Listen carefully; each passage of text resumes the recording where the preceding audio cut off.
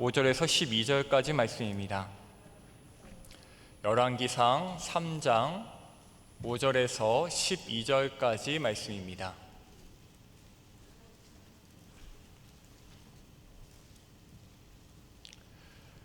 구약 515쪽 근처에 있습니다. 열왕기상 3장 5절에서 12절까지 말씀 제가 봉독해 드리겠습니다. 기브온에서 밤에 여호와께서 솔로몬의 꿈에 나타나시니라. 하나님이 이르시되 내가 네게 무엇을 줄꼬 너는 구하라. 솔로몬이 이르되 주의 종 내 아버지 다윗이 성실과 공의와 정직한 마음으로 주와 함께 주 앞에서 행함으로 주께서 그에게 큰 은혜를 베푸셨고 주께서 또 그를 위하여 이 큰 은혜를 항상 주사 오늘과 같이 그의 자리에 앉을 아들을 그에게 주셨나이다. 나의 하나님 여호와여, 주께서 종으로 종의 아버지 다윗을 대신하여 왕이 되게 하셨사오나 종은 작은 아이라 출입할 줄을 알지 못하고 주께서 택하신 백성 가운데 있나이다. 그들은 큰 백성이라 수요가 많아서 셀 수도 없고 기록할 수도 없사오니 누가 주의 이 많은 백성을 재판할 수 있사오리이까. 듣는 마음을 종에게 주사 주의 백성을 재판하여 선악을 분별하게 하옵소서. 솔로몬이 이것을 구하매 그 말씀이 주의 마음에 든지라. 이에 하나님이 그에게 이르시되 내가 이것을 구하도다. 자기를 위하여 장수하기를 구하지 아니하며 부도 구하지 아니하며 자기 원수의 생명을 멸하기도 구하지 아니하고 오직 송사를 듣고 분별하는 지혜를 구하였으니 내가 내 말대로 하여 내게 지혜롭고 총명한 마음을 주노니 내 앞에도 너와 같은 자가 없었거니와 내 뒤에도 너와 같은 자가 일어남이 없으리라. 아멘. 장마비를 뚫고 은혜의 자리에 나오신 우리 성도님들을 환영하며 축복합니다. 오늘 예배 중에 주시는 은혜가 있기를 소망하고 또 예배 후에 함께 기도하는 그 기도의 자리에서 간구에 하나님께서 은혜를 베풀어 주시기를 또 축복드립니다. 어느 그 20대 청년이 이제 운전면허를 딴 지 얼마 안 됐을 때에 운전하다가 사고를 냈대요. 앞차에 살짝 부딪힌 겁니다. 접촉사고죠. 살짝이었긴 한데 범퍼도 조금 상해가지고 이제 같이 나와서 보험사에 각자 전화를 했다고 합니다. 상대편이랑 자기랑. 아마 굉장히 당황했을 겁니다. 운전도 초보인데 사고도 처음이었을 테니까요. 그래서 이제 보험사 그 상담원 직원분이랑 사고 접수를 하면서 안내를 듣는데 이제 상담원분이 엄청 친절하게 알려주셨죠. 피해자 쪽 그 보험사랑 이렇게 얘기를 해야 되고 피해자분 연락처도 받아야 되고 또 이렇게 이런저런 안내를 해주시는데 또 상담원분이 또 그러시대요. 피해자분이랑 사진도 찍으세요 라고 했대요. 무슨 얘기죠? 사고 난 거 찍으란 얘기죠. 부딪힌 부분, 차가 상한 부분을 찍어놔야 나중에 처리하기가 이제 수월할 테니까요. 사고 현장의 사진을 찍는 건 기본입니다. 나도 찍고 사고 당한 사람도 같이 찍고. 근데 이 청년이 초보잖아요. 상담원분이 피해자분이랑 사진 찍으십시오 했더니 아, 네 라고 대답을 잘 해놓고는 피해자분이랑 둘이서 이렇게 셀카를 이렇게 찍었답니다. V까지 하면서 찍었대요. 이게 실제로 있었던 일이라고 합니다. 말하는 것을 듣고 그것을 잘 이해하고 받아들이는 것은 참 어려운 일 같습니다. 화자가 의도한 대로 듣지 못하는 경우가 이 세상이 허다하죠. 여기 계신 우리 집사님들과 권사님들에 비할 바는 아니지만 제가 결혼한 지 한 12년쯤 됐는데 여전히 아내 말을 못 알아듣습니다. 그래서 아주 많이 혼나죠. 10년을 살아도 20년을 함께 해도 소통이 원활하지 않을 수 있는 것 같습니다. 어떤 부부는요, 눈빛만 봐도 척하면 척이라고 하는데 그런 부부가 있다는 게 더 신기합니다. 제가 섬기는 이 젊은 가정 일부는 신혼부부들로 또 구성된 모임인데 저희 부서에 새로운 커플이 새로운 가정에 오면 반드시 묻는 공식 질문이 있어요. 남편에게 질문을 하는 건데 이런 질문을 합니다. 남편에게 만약에 아내가 세탁기에 빨래를 넣어줘 라고 말하면 남편인 당신은 어떻게 합니까? 예요. 여러분 여기 남편분들 계시다면 한번 속으로 생각을 해보십시오. 만약에 아내가 세탁기에 여보 세탁기에 빨래 넣어줘 라고 하면 여러분은 어떻게 하시겠습니까? 저희 점가부 남편들 10명 중에 7, 8명은 이렇게 대답합니다. 빨래를 넣어라 했으면 빨래를 넣어놔야지 라고 해요. 그런데 10명 중에 2, 3명은 이렇게 대답해요. 세탁기에 빨래를 넣으라는 건 세탁기를 돌려달라는 얘기다. 여러분 이해 가시나요? 저는 이 사람들이 돌연변이들 같아요. 저는 어느 쪽인 것 같으세요? 저는 아까 그 8명 중에 한 명입니다. 저는 도무지 아직도 이해가 안 돼요. 빨래를 넣어달라 했지 세탁기를 돌려달라고 한 건 아니지 않나? 라는 게 저와 같은 남편들의 주장입니다. 그런데 아니래요. 아내의 의도는 세탁기를 돌려달라라는 것이고, 그것을 그렇게 제대로 이해한 남편들이 실제로 존재한다는 거죠. 그런 동물들이.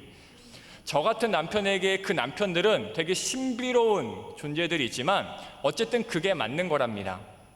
이것은 단순히 말하고 듣고 이해하는 문제를 가리키는 것이 아니에요. 소통에 관한 이야기죠.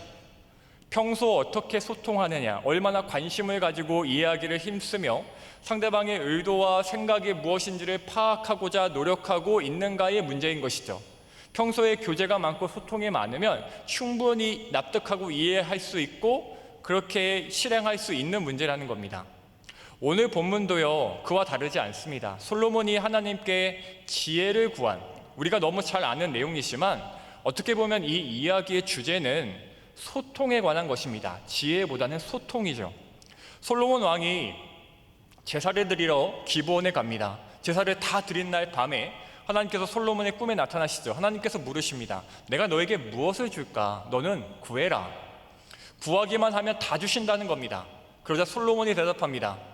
대답을 하는데 뭐 줄까 하시는 말씀에 곧바로 이거요 라고 대답하지 않고 긴 이야기를 합니다. 그 내용이 6절부터 9절까지인데 아까 읽었지만 제가 다시 읽어드리겠습니다. 6절부터 9절입니다. 솔로몬이 이르되 주의 종 내 아버지 다윗이 성실과 공의와 정직한 마음으로 주와 함께 주 앞에서 행함으로 주께서 그에게 큰 은혜를 베푸셨고 주께서 또 그를 위하여 이 큰 은혜를 항상 주사 오늘과 같이 그의 자리에 앉을 아들을 그에게 주셨나이다. 나의 하나님 여호와여, 주께서 종으로 종의 아버지 다윗을 대신하여 왕이 되게 하셨사오나 종은 작은 아이라 출입할 줄을 알지 못하고 주께서 택하신 백성 가운데 있나이다.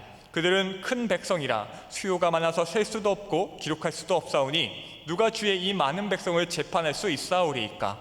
듣는 마음을 종에게 주사 주의 백성을 재판하여 선악을 분별하게 하옵소서. 아멘. 솔로몬은 먼저 뭐 줄까 하시는 하나님의 말씀에 자신의 아버지 다윗의 얘기를 합니다. 다윗이 하나님 앞에서 순전하였고 그래서 그가 하나님께 큰 은혜를 입었음을 말하죠. 그 뒤를 이어서 자신이 왕이 되었는데 자신은 너무 부족한 사람임을, 아버지에 비하면 자신은 너무 약한 사람임을 또한 고백합니다. 자신은 부족한데 맡은 자리는 한 나라의 왕이니 따라서 나라를 잘 다스리기 위한 지혜가 필요합니다 라고 말하면서 솔로몬은 그렇게 지혜를 구합니다. 솔로몬의 이 짧은 말 속에 기승전결이 잘 축약되어 있는 것 같습니다. 하나님의 은혜, 그 은혜를 입은 아버지 다윗, 그 다윗을 이어 왕이 된 자신, 그러나 작은 아이와 같은 자신, 그런 자신에게 필요한 것, 분별하고 판단할 수 있는 힘, 그래서 구하는 것, 지혜를 주십시오. 그리고 솔로몬의 이 말을 들은 하나님은 솔로몬의 대답이 마음에 드셨습니다. 그래서 11절 이하의 말씀을 하시는데 11절과 12절만 함께 같이 읽어보겠습니다. 시작.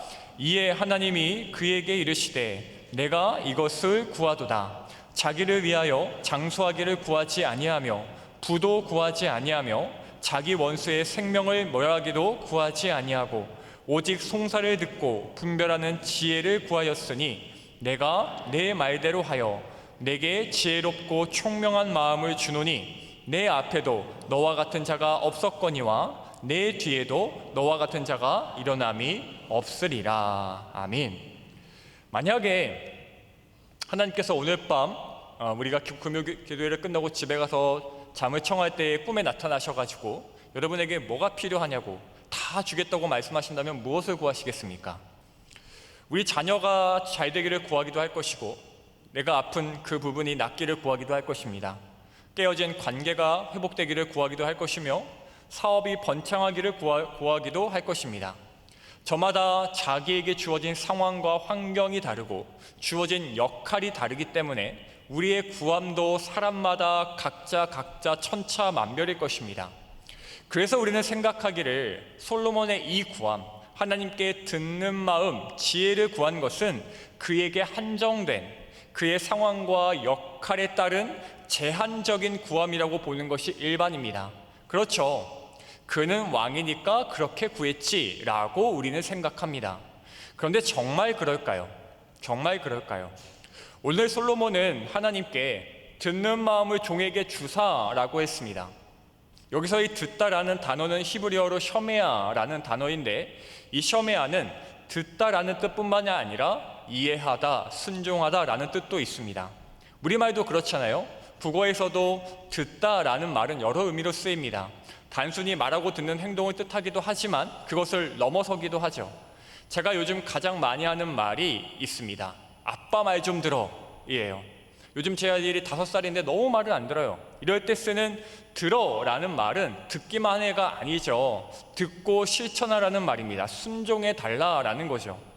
셔메아라는 이 히브리어에는 한 가지가 더 추가됩니다. 이해하다라기도 볼 수 있어요.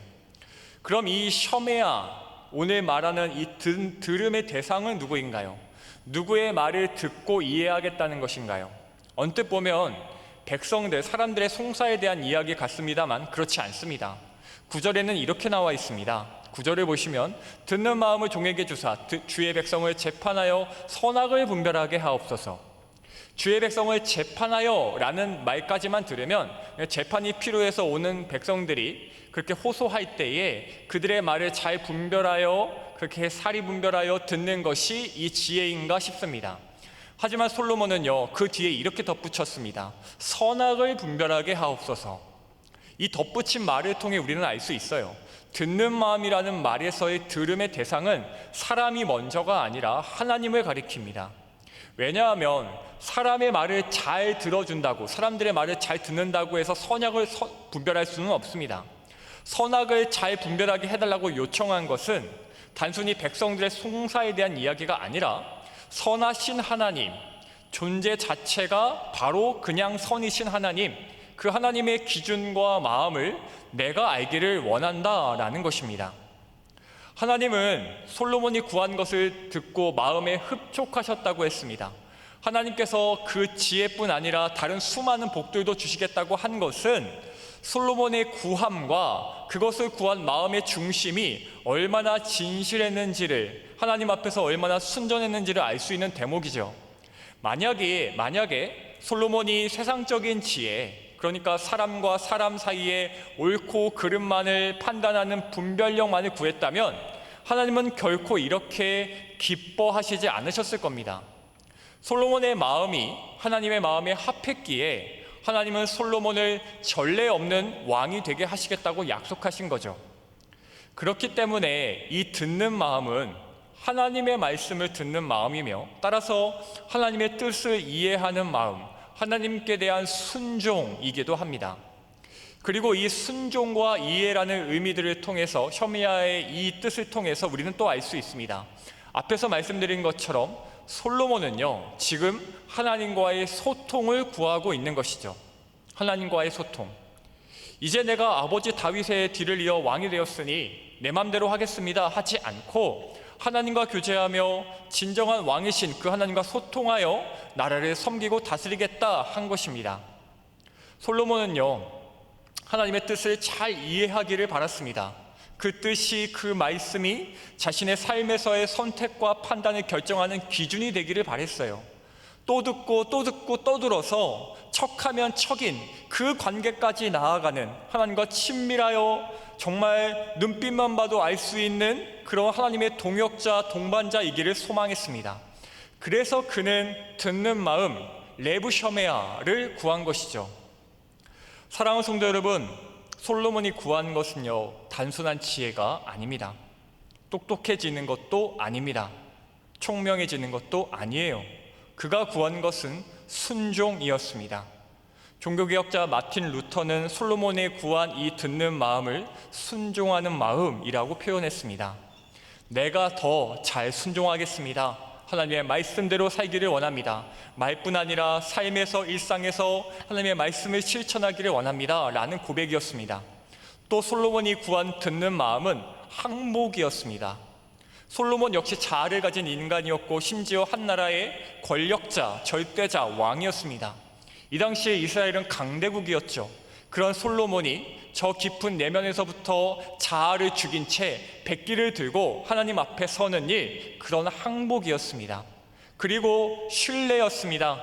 자신의 삶을, 왕으로서의 책무를 가장 탁월하게 이끌어 가실 하나님께 대한 신뢰가 솔로몬의 이 구함에 나타나 있는 것입니다. 순종과 항복과 신뢰, 하나님의 생각보다 내 생각이 앞서지 않게 해주십시오 하는 그의 순전한 믿음이 이 듣는 마음이라는 말에 모두 다 포함이 되어 있는 것이죠. 이제 우리는 아까 했던 질문을 다시 생각해 볼 수 있습니다. 솔로몬은 왕이니까 이런 지혜를 구한 것이지, 상황과 환경에 따라서 자신이 맡은 역할에 따라서 탁월한 소망이라는 그 소망의 차이가 있을 수 있지 않은가? 라는 질문. 그렇지 않습니다. 솔로몬은요, 그에게 맞는 탁월한 소원, 자신의 처지와 상황에 맞는 그것뿐인 소원을 말씀드린 것이 아니라 하나님의 백성이라면, 하늘 아버지의 자녀라면, 하나님께로부터 나라를 위임받은 왕이라면 응당 구해야 할 것을 달라고 한 것입니다. 듣는 마음은요, 우리 모두가 구해야 하는 마음입니다. 솔로몬만 구해야 되는 마음이 아닙니다. 언젠가 이 솔로몬의 지혜 구함을 얘기하며 말씀드린 적이 있습니다. 지혜를 구한 솔로몬은, 듣는 마음을 달라고 한 솔로몬은 욕심이 없는가? 라는 얘기였어요. 많은 사람들이 이 솔로몬의 지혜 이야기를 우리 옛날 그 전래동화 금도끼 은도끼의 비유를 많이 합니다. 이렇게 묻는 거죠.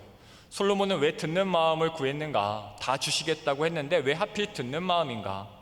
연못에 나무를 베다가 나무꾼이 그 도끼를 연못에 빠뜨려서 그 연못에 빠진 도끼 얘기처럼 지혜라는 것이 다 낡은 도끼여가지고 겸손하게 그것만 구하면, 그냥 고작 그 낡은 도끼인 지혜만 구하면 산신령처럼 하나님께서 금도끼 은도끼 다 주실 줄 알고 오늘 본문 12절과 그 다음 13절에 나타난 그 많은 복들을 또 주실 줄 알고 그렇게 구했던 것인가?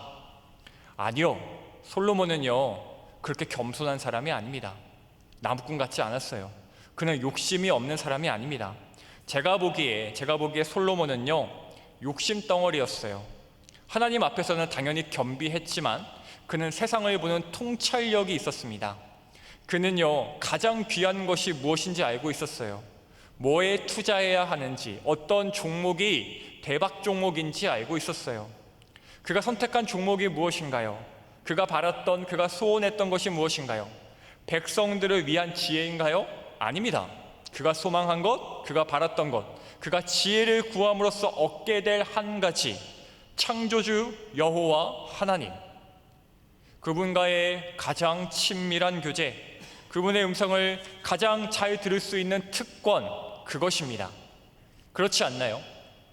그가 정말 이스라엘 왕으로서 그냥 제대로 된 판결을 내리는 재판관이 되고자 했다면, 그게 바라는 것이었다면 그가 구할 것은 하나님의 말씀을 잘 듣는 마음이 아니라 백성들의 말만을 잘 듣는 것이어야 했겠죠. 그런데 그가 구한 것이 무엇인가요? 하나님의 음성을 잘 듣는 마음, 하나님께서 뭐라 하시는지, 하나님께서 귓가에 속삭이실지라도 들을 수 있는 보청기. 솔로몬 왕이 그거 원한 거 아니었나요? 솔로몬이 검소합니까? 그가 겸손한가요? 아니요. 그는 세상 가장 위대한 것, 세상 가장 가치 있는 것을 그 가치대로 볼 줄 알고 얻고자 했던 위대한 욕심쟁이였습니다. 저는 우리가 그러한 위대한 욕심쟁이가 되기를 소망합니다. 솔로몬의 구함은요 사실 참 어찌 보면 당돌한 것이었어요. 저한테는 오늘 본문의 구함이 이렇게도 들립니다. 하나님, 저는 다 필요 없습니다. 하나님을 주십시오.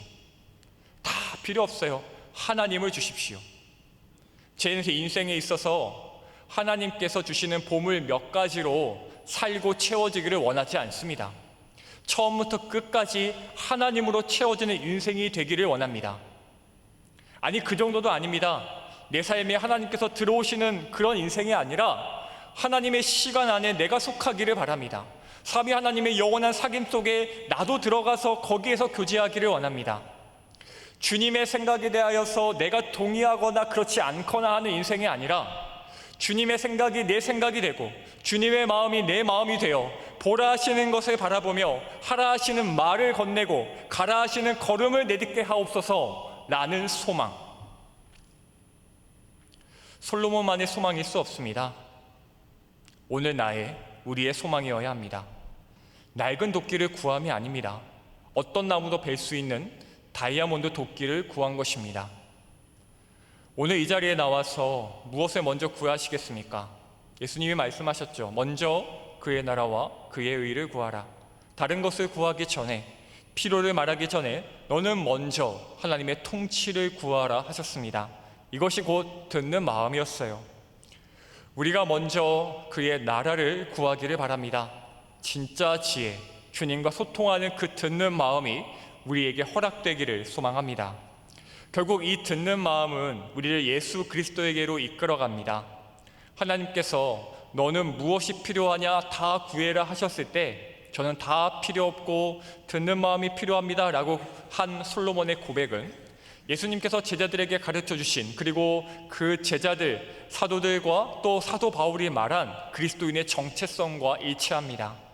나는 죽고 예수가 사는 인생, 내 뜻대로 움직이고 말하고 사는 것이 아니라 이제 내가 사는 것이 아니오 오직 내 안에 그리스도께서 사신 것이라 하는 믿음으로 내 자아를 송두리째 뽑아내는 인생. 손영원 목사님이 말씀하셨죠. 기독교는 잘 살기 위한 종교가 아니라 잘 죽기 위한 종교다. 그 기독교의 정체성처럼 오늘 솔로몬의 이야기가 그와 같습니다. 나는 없습니다. 나는 아무것도 아닙니다. 한 호흡도 주님의 허락 없이 살 수 없음을, 할 수 없음을 내가 아오니 듣는 마음을 종에게 주사, 듣는 마음을 종에게 주사 선악을 분별하게 하옵소서. 저는 예전에 결혼하기 전에 아버지 어머니와 함께 살 때 집에서 고슴도치를 키워본 적이 있어요. 동생이 고슴도치를 사왔어요. 하필이면 왜 고슴도치인지 모르겠어요. 그 많은 것 중에 동생이 고슴도치를 이제 가져와서 키우기 시작했는데, 고슴도치를 이제 키운다라고 얘기하면 사람들은 의아해합니다. 저도 의아했으니까요. 고슴도치를 어떻게 키워? 그거 뭐 만지지도 못하고 키워서 뭐해? 차라리 뭐 햄스터나 강아지를 키우지 라고 하는 게 일반적인 반응이죠. 근데 그건요, 고슴도치를 키워보시는 분만 아시겠지만 모르시는 말씀입니다. 고슴도치가요 얼마나 귀여운데요. 고슴도치도 만질 수 있습니다. 만질 수 있어요. 물론 처음부터 쉽진 않아요. 처음에 이제 고슴도치를 데리고 왔을 때 이제 쓰다듬으려고 하면은 가시를 세우죠. 당연히. 고슴도치 가시 찔려보신 적 있으신가요? 이게 그냥 가시 하나로 찔리는 게 아니라 수백 개가 손바닥을 찌르면 말도 안 되게 아픕니다. 예, 저도 수도 없이 찔려봤어요. 그런데 그렇게 계속 찔리다 보면 이 녀석이 이제 제 손의 냄새를 기억합니다. 먹이 주는 손, 자신을 해치지 않는 손, 그렇게 저와 이제 이 고슴도치가 교감을 하고 서로를 이해하게 되는 거죠. 그때부터는 이제 쓰다듬으려 해도요 가시를 세우지 않습니다. 그 녀석은 이제 제 손의 채취를 잊어버리지 않아요. 가시를 세우지 않는 고슴도치를 쓰다듬어 본 적 없으시죠? 그렇게 부드러울 수가 없습니다. 강아지 털보다 더 부드러워요. 그 가시 위에가. 가시 하면 우리도 만만치 않죠. 세상에 치여 살다가 생긴 상처로 인한 환경에 의해 만들어진 그 고집불통 자아로 인해, 죄성과 악함과 연약함으로 인해 우리도 고슴도치와 같이 가시도 친 인생을 살아가고 있습니다. 하나님께서 보듬어 주시려 해도 내 자아를 내세우고 내 연륜과 지식을 내세우며 이게 맞다고, 하나님이 틀렸다고 다시 생각해 보시라고 가시를 세웁니다. 그러나 사실 성도된 우리는 알고 있습니다. 우리도 알고 있죠. 하나님이 맞다는 것을, 선은, 옳음은, 진리는 하나님께 있음을, 그 하나님의 손길 안에 거하는 방법은 내 자아를 포기하고 버려두고 내려놓고 내 가시를 눕혀서 그저 주님의 향기를 느끼는 일인 것임을. 사랑하는 성도 여러분, 이제는 맡기기를 소망합니다. 여전히 가시를 세워두고 있는 나임에도 그 크신 손으로 품어 안아주시기를 시도하시는 사랑의 아버지 앞에 구해야 할 것을 구하시기를 바랍니다. 듣는 마음을 주옵소서, 순종하게 하옵소서, 항복하오니 주님만 신뢰하오니 내 삶이 온전히 하나님의 것이 되게 하옵소서 라고 구할 수 있기를 소망합니다. 우리 모두가 듣는 마음의 소유자로 참 지혜자로 살아가시기를, 그런 저와 여러분이 다 되시기를 주님의 이름으로 소망하며 축복합니다. 이 시간 함께 찬양하겠습니다.